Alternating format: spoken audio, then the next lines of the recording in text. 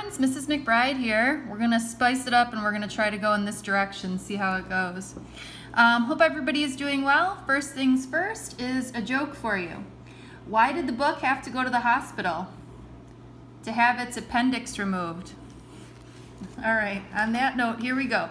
The focus of this week is going to be on combination circuits, so when you have both series and parallel. So we're going to start by doing a series of 2 videos. Video number 1 is going to introduce the idea of equivalent resistance, or taking multiple resistors and making them down into one. Video number 2 is going to actually walk you through how do you do this. And I'm very sad to tell you that we won't be talking about Kirchhoff's rules. All right, so here we go. First things first is, what is equivalent resistance? Well, this is a resistance value that allows you to replace all resistors with one resistor, okay? So you can replace all resistors with one resistor of this value.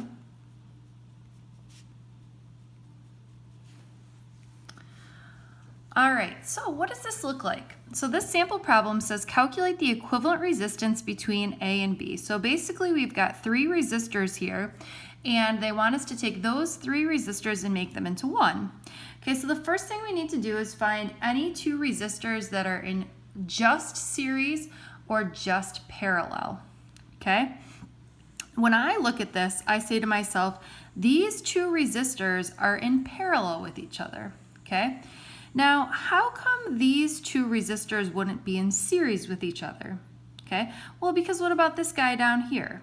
Okay, so the good rule of thumb is to take your 2 fingers, and if you're tracing, if you split and come back together and you only go through 2 resistors, then those 2 are in parallel. Okay, so what I like to do is I like to circle and redraw. Okay, now I'm not going to show all of my work here, but you certainly can if you want to. Now, how do I find the equivalent resistance of 2 resistors in parallel? Well, I know that 1 over Req is equal to 1 over 65 plus 1 over 85. Okay, so when I go and type this into the calculator, I get 1 divided by 65 plus 1 divided by 85. Okay, and that's what my Req is equal, my 1 over Req is equal to. But in order to figure out what is Req, I need to do 1 divided by that.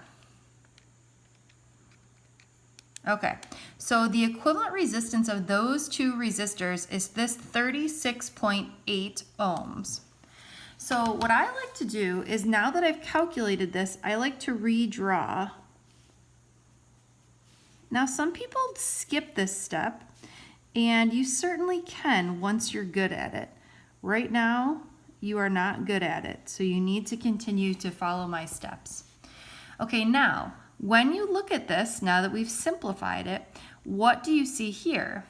Well, hopefully you're saying to yourself, I see 2 resistors that are in series. Okay, so again, I'm going to circle this, which tells me I'm zooming in on that particular part, and I'm going to find the equivalent resistance here.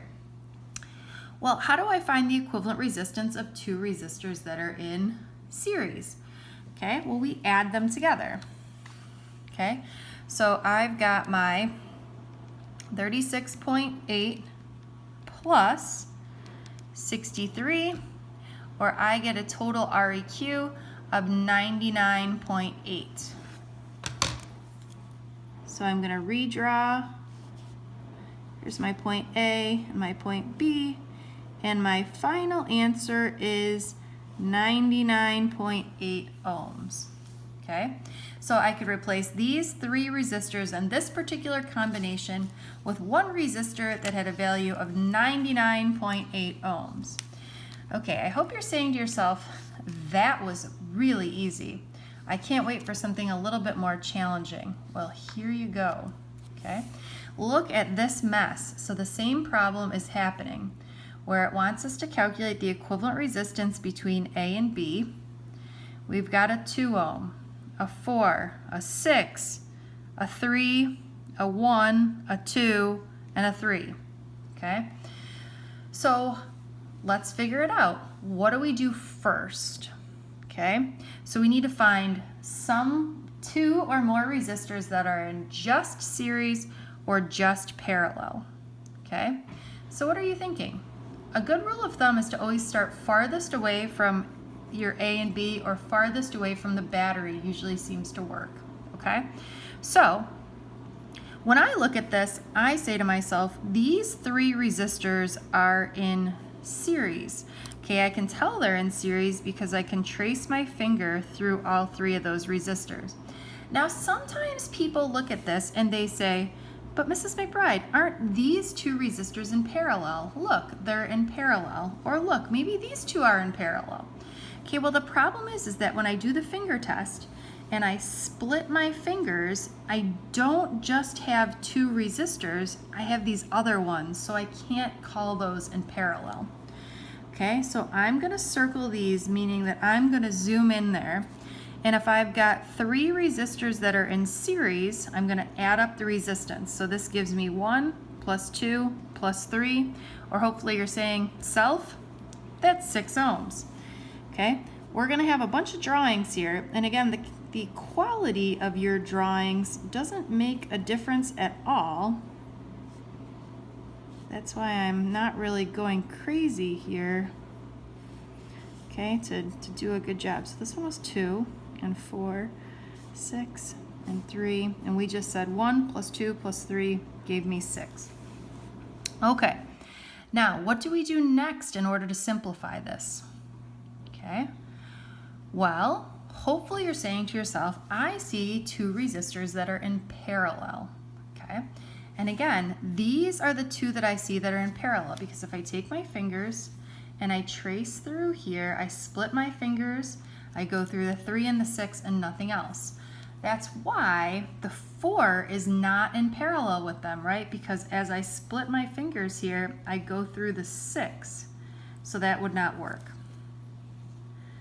All right, so I'm going to circle those, and before I'm going to redraw, and then I will calculate here. Okay, so this is the 2 and the 4 and the 6, and these are in parallel, so I'm going to do 1 over 3 plus 1 over 6, okay? And then that's equal to 1 over REQ. So I still need to do 1 divided by my answer in order to get what REQ is. Okay, so I got 2. All right. If I'm going too fast, please just pause the video and catch up with me, okay? Now, what's next? Okay, well when I look at this, I see 2 resistors in series that can be combined next. Okay, sometimes people say these 2 are in parallel. No, they're not, right? Because we have the 6 in here. So these 2 in series would be my next move. That was not a very good resistor. Try to do a better job than I am at drawing these resistors. Okay, so since these 2 are in series, we're going to add them up and say that this is going to become 8. Okay, we're getting close here.